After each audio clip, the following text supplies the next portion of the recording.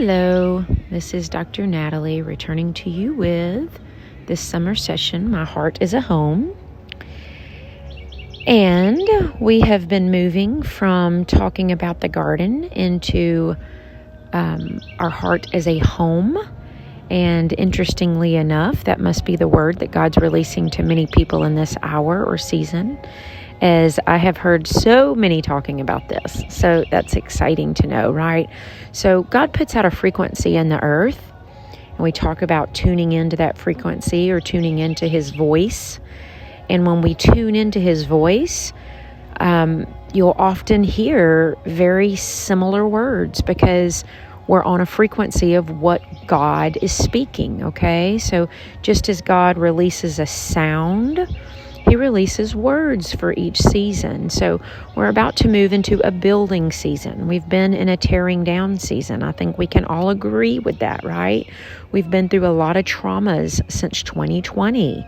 I mean, I've been really working on uprooting the tombs in my life, and we will talk more about that. We talked about it in November. I'm going to get into it again in this heart session this summer, but tombs are wounds, okay? And when we dwell among the tombs, we allow trauma to take root in our garden, okay? Or to take up space in our home. And I mean, I have a hard time getting past 2019 because I look at my pictures from 2019. I look at my life from 2019, and I had everything I loved with me. Everything I loved. And I have lost so much since 2019. It's like 2020 came in like a flood and just destroyed and wreaked havoc on so many people's lives. And what I'm seeing as a healer, as a veterinarian, I'm seeing people in the aftermath of 2020. And so that's what this channel is supposed to help us do. It's supposed to help us uproot the traumas so that we don't experience aftermath, okay? Aftermath is a type of PTSD, right? And so the traumas have taken root, and now they're producing a fruit. And that fruit is destructive. There is nothing good that will come out of chaos unless we give it to our Father. And it says He will make all things good for those who love Him and are called according to their purpose. So He is able to work in the lives of those who are submitting to Him.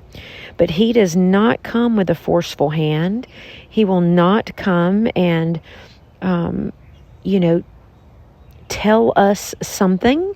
He comes and waits to be invited. Okay, so we have to invite Him in to that garden. We have to invite Him in to our home for Him to be able to take the destruction of that traumatic time in history, 2020, and all that came with it, and turn it into something beautiful.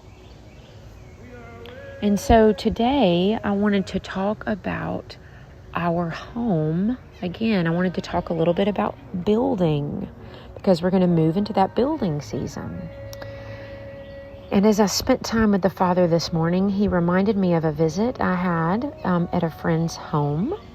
And this friend is a builder. And builders are gifted in the fact that they know how to build a home according to the lay of the land.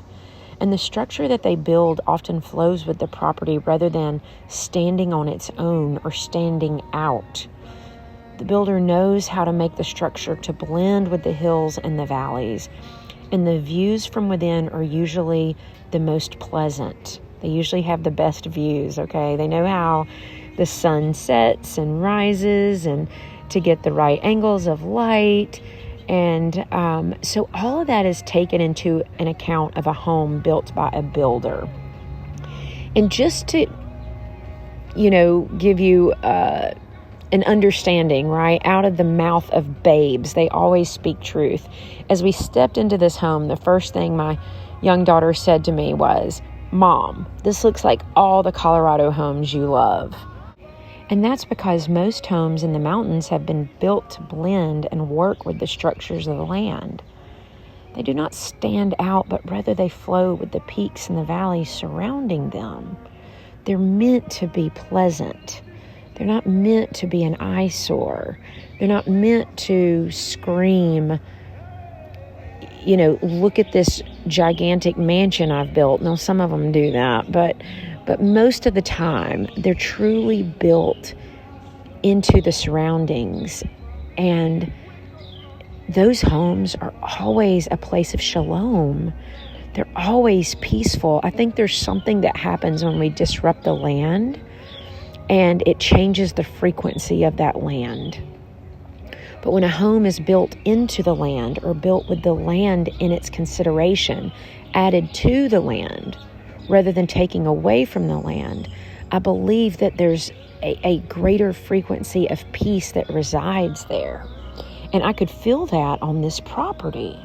It was so inviting and so calming and so welcoming. And I want you to think about that and how over the last 50 to 60 years, we've moved away from building in concordance to the lay of the land and building structures that look like homes were manufactured somewhere else and then just dropped on the lot or on the plot of land. We've gone from building with the land to disrupting the land and then just throwing a home on it.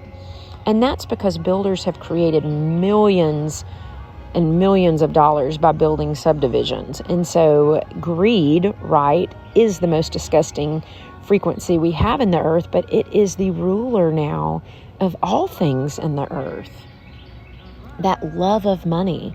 Money is not evil, but the love of it, the greed that comes with it, because in that greed, we stop taking into account what we've been given, right? And then we just go back in like a kid with a candy bowl and just scooping out as much as you can and as much as you can. Like, it's never enough, right?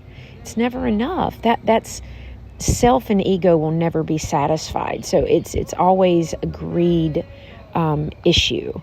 And we've gone from building beautiful structures to building structures to make money. And this has taken people off the land, out of the garden, and planted them inside their homes. And we were never meant to leave the land or the garden.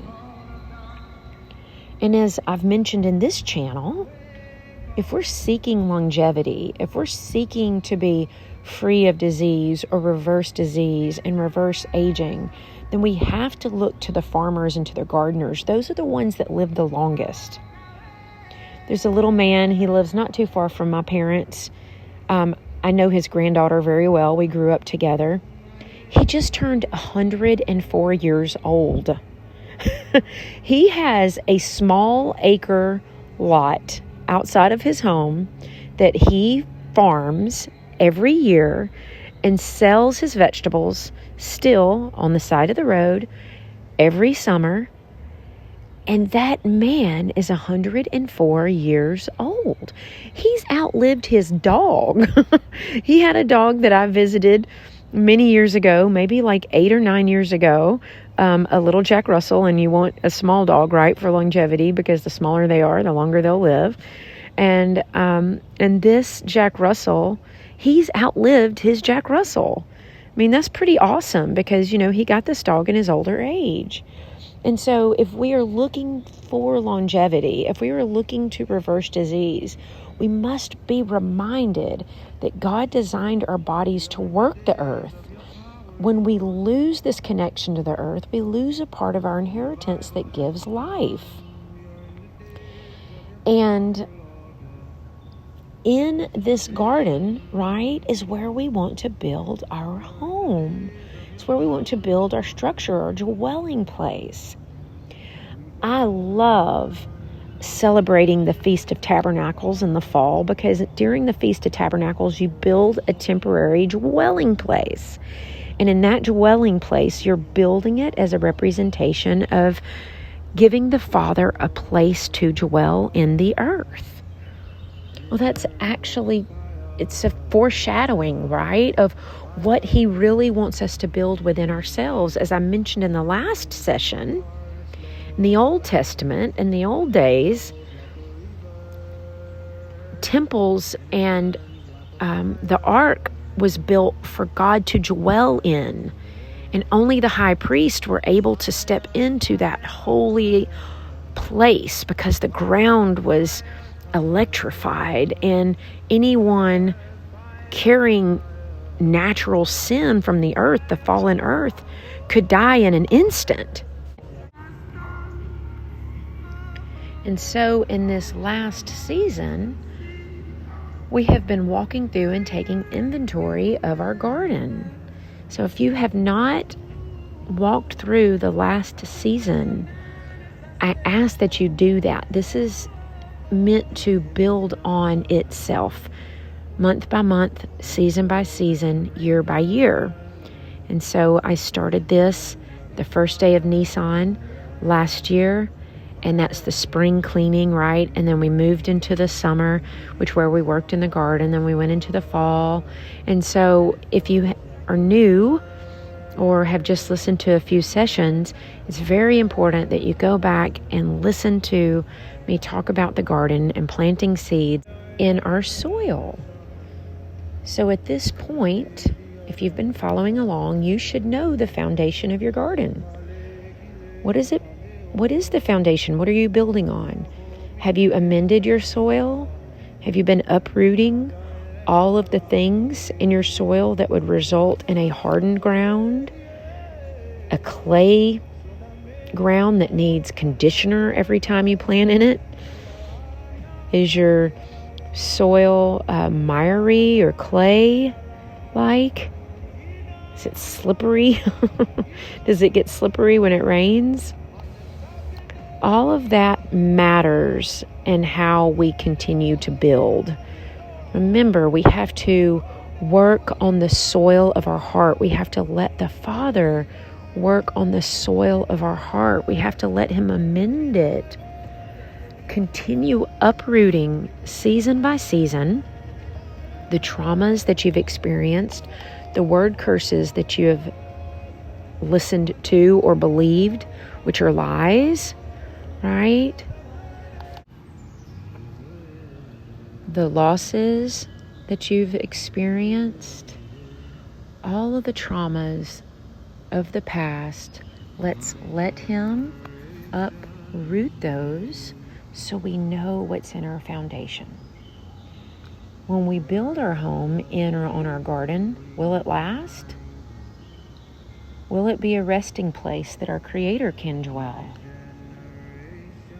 Have you taken into account all that you have is His?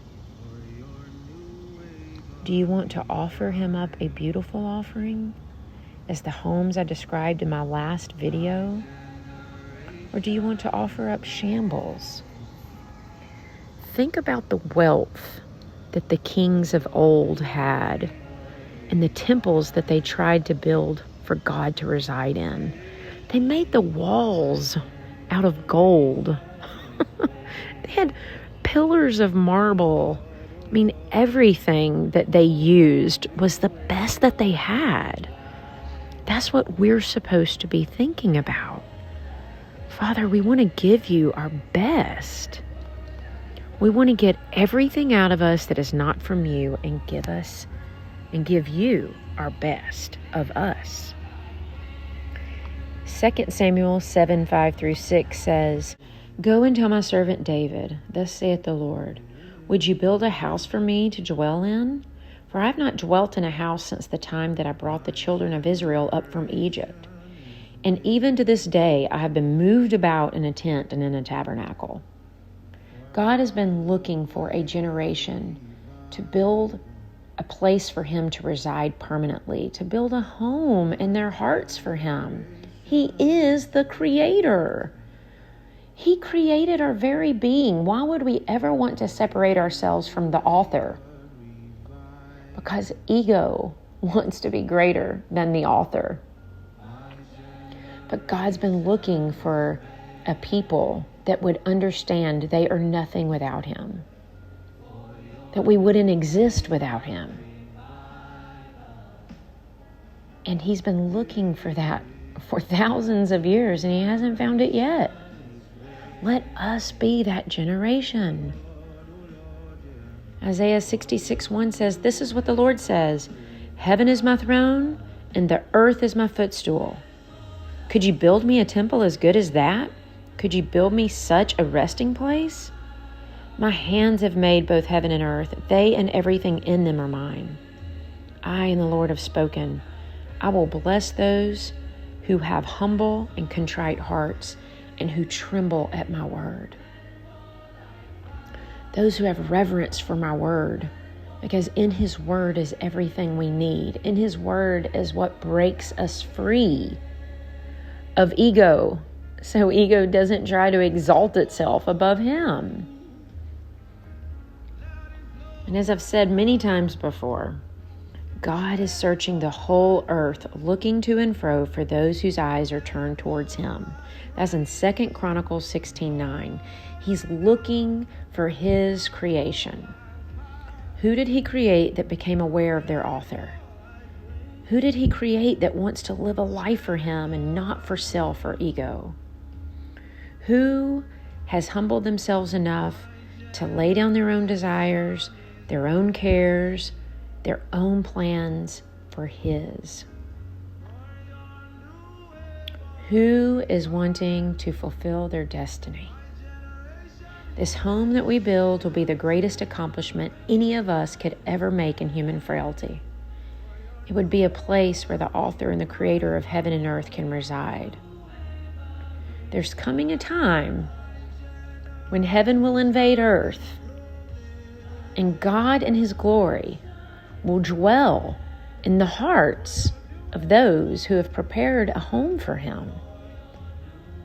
And that's the greatest gift one could ever want. I mean, to be that connected with our Father. It goes back to the book that I wrote and the title of this YouTube channel, This Magnetic Heart. When the final magnet is within your heart, then your heart is whole. Then we live and operate in the frequencies of love, joy, peace, goodness, faithfulness. And as I told you when I got to visit heaven that time, which ended up being like Psalm 23, right? And we're in the Psalm 23 year, 2023. There was nothing I could ever want. There were no wants outside of that moment. Everything in me, everything in my being was completely fulfilled in an instant. That's what we want to build so he can reside within us and we can experience that. I'm still so thankful that I got to experience it, because out of that experience, I'm able to share, right? That's why God allows us to have these experiences. It's not just for me. It's so I can teach you, like, you're not there yet. I'm not there yet. We're not there yet. If we are experiencing anything other than the frequency of heaven, which is the ultimate shalom like I experienced, we're not there yet. And we want to be there, trust me, to experience it. I longed for it. I cried for it. All I wanted to do was to go back to that space and that time and that place, because my being was fulfilled. My being was home, right? And so we are making a home in our being so that we are home. And while God has called me to many things in this earth, the one thing that I've been for the last 20 years is a healer of his creation. And I work hard to find the greatest solutions to bring about health and longevity in my furry patients. My clients don't even understand the lengths that I've gone to, the courses, the certifications, the studying, the books, the research that I've done over the last 20 to 30 years. I mean, even I would say 30, because even way before undergrad, I was seeking and searching out holistic modalities and learning the pathology of disease. But I've done this because I am a solution finder. I like having solutions. I do not like to be caught up in a cycle. I don't like for my patients to be in cycles. I don't like for people to come back to me and have the same problem. I like to solve problems. That is my gift. I'm a problem solver, which is why I chose Chinese medicine, because it gets to the root of an issue.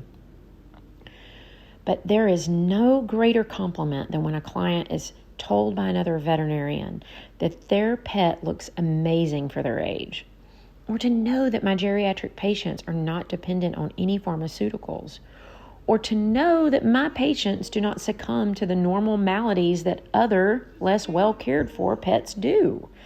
I mean, I see 4 and 5-year-old pets that look like my 12 and 13-year-old patients. We work on preventing disease, reversing disease, improving longevity and quality of life. That's our goals at our office and with my patients and my clients. The hard work that I have invested in my purpose and in my life career, it's seen through the health of my patients. And I don't like to use the word proud, but there is a sense of accomplishment that comes through the health of my patients. When I see them healthy, when I see them doing good, when I hear my clients happy that their pets are thriving, that is how I measure the hard work I've put in over the years. Okay? And I'm telling you this so to help you understand the heart of our Creator. He sees us the same way, right?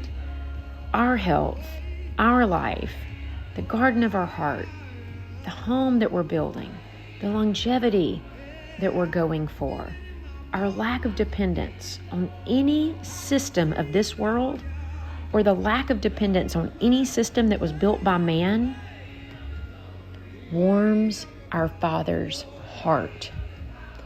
The more dependent we become on Him, the more we fill our soul and our spirit with His words, with His instructions, the happier it makes Him. As He sees us pushing toward the mark, which is our destiny. Father, create in me, right? Create in me a dwelling place for you. Create in me a whole heart, as the scripture says. He can't reside in a broken heart. He can heal a broken heart. But the glory cannot reside in a wounded, broken heart, because the wounds are fractured in a way, if you can think of it that way. So He wants us to do this work so that we can hold the glory.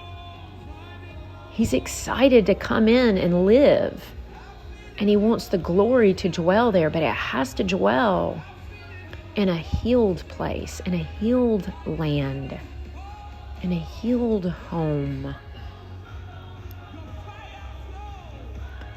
It is our offering back to Him. The work that we do to bring honor to His name, it is the greatest offering. Of course, surrendering our hearts to Him is the first offering, and that is the greatest offering. But the second greatest offering is taking that surrendered heart and manifesting the destiny that He has put inside of us, that He implanted in each of our DNA. We each have a very specific purpose. One cannot fulfill the others. It's the same as a fingerprint. No two are the same. So I want you to get that image, okay? That image of our offering. We are the offering. Our hearts are the offering. Our garden, our home that we're building. It's our offering to Him, to our Creator. So let's build. Let's create. Let's make Him a dwelling place that will welcome Him into the earth. And in that welcoming, right, heaven will invade earth.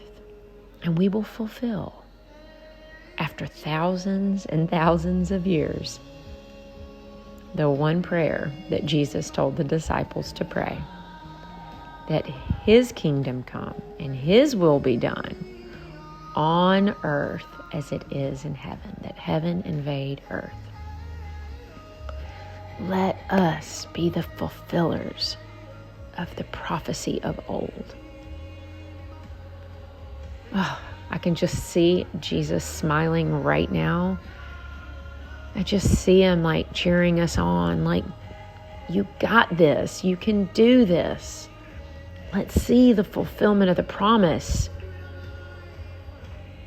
Jesus was our example, right? He could have acted as God on the earth and just blown things out of his way, like you've on television, like you see a wizard do, right? Like Gandalf or something. But he did not. He operated within the boundaries and the confines of a human.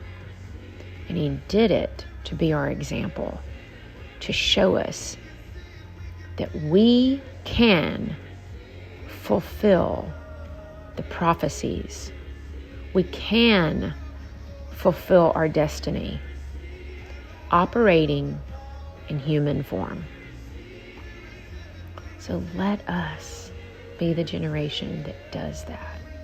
I'm so excited. It just gives me a great hope for today. It's like I want to plan my home, like the drawing plans, get out the drawing table, and let's begin planning our home and what we want it to look like. And let's build.